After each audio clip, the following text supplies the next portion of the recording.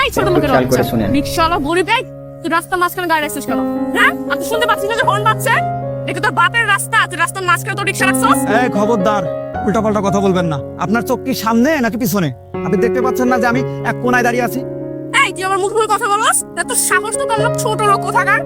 এই যে ম্যাডাম, আপনারা টাকার গরমে মানুষকে মানুষ মনে করেন না। আপনাদের পা তো মাটিতে নেই। আমরা যারা রিক্সা চালাই সারাদিন কতটা কষ্ট করে টাকা ইনকাম করি কোনো ধারণা আছে? আমরা সৎ পথে টাকা ইনকাম করি।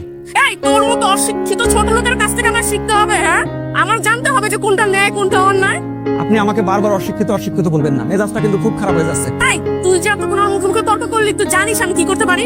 আমি চাইলে তোর এই রিক্সা একদম ভেঙে একদম গুঁড়ো গুঁড়ো করে ফেলবো। আর তখন কি চালাবি তুই? হ্যাঁ, তখন তো ভিক্ষা করে খেতে হবে তোর। বেশি টাকা হলে কি হয় জানেন? এই যে আপনার মতো অহংকারী হয়ে যায়, মানুষকে মানুষ মনে করে না। দেখছো বাবা, এই গরিব ছোট লোকটা আমাকে জ্ঞান দিতে আসে, মানে এইসব ফকিরনিদের দেখেই না আমার গা ঘিন করে। আপনাদের লক্ষ লক্ষ কোটি কোটি টাকা থাকতে পারে, কিন্তু আপনার ভিতর মনুষ্যত্ব নাই। যদি মনুষ্যত্ব থাকতো তাহলে একজন রিকশাওয়ালার সাথে এইভাবে খারাপ আচরণ করতে পারতেন না। এই তোর মতো ছোট লোকের থেকে আমার শিখতে হবে। শিখতে হবে, অবশ্যই শিখতে হবে, কারণ আপনাদের শিক্ষার অভাব আছে। বেয়াদব কোথাকার। কি? আমি বেয়াদব? তোর মতো?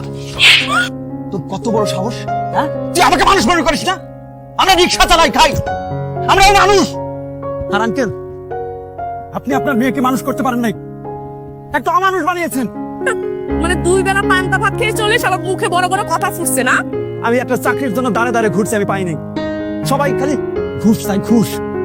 আমি গরিব মানুষের ছেলে, আমি ঘুষের টাকা কোথায় পাবো বলেন স্যার? ঘুষের টাকা দিতে পারি নাই বলে আমার চাকরিটা হয় নাই। চাকরি না পেয়ে আমি রাস্তায় রাস্তায় ঘুরছি, না খেয়ে থাকছি। আমার ঘরে আমার অসুস্থ মা, আমার মাকে দেখার মতো কেউ নাই। আমি আমার মার মুখে চারটে ভাত তুলে দিতে পারি না, আমার অনেক কষ্ট হয়। তারপরে বাধ্য হয়ে এই রিক্সা চালানো শুরু করছি। আর রিক্সা চালানো তো কোনো খারাপ কাজ না। আমি তো আর চুরি করছি না, আমি তো কোনো অন্যায় করছি না, আমি তো কোনো ঘুষ খাচ্ছি না। তাহলে আমার অপরাধ কি বলেন?